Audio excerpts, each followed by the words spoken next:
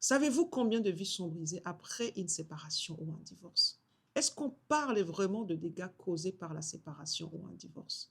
On parlait souvent d'une liberté après le divorce, genre je suis plus libre, plus besoin de me justifier, plus besoin de faire à manger. Mais on parle très peu des dégâts humains, surcharge mentale, la pauvreté, l'isolement. Tout ça, ce sont des dégâts liés à la séparation. Regardez un peu vos parents.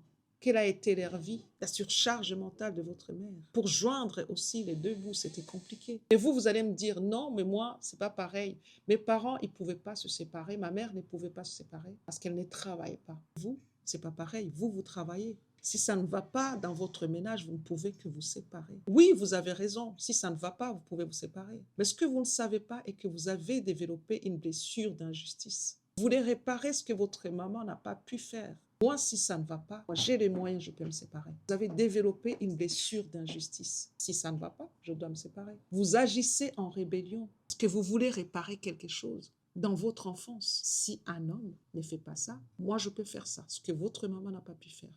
Sauf que ça vous crée des problèmes aujourd'hui. Tu es devenu susceptible, au fait.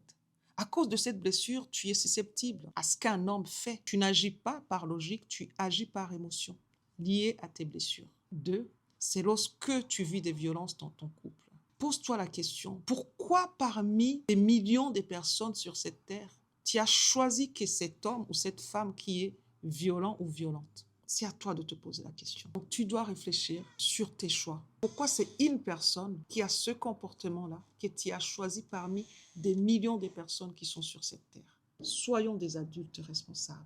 Ne soyons pas comme ces adultes qui sont immatures, qui se disent à tout moment c'est à cause d'elle ou c'est à cause de lui qu'on n'a pas pu vous élever ensemble, que je n'ai pas réussi à rester dans mon ménage à cause de lui.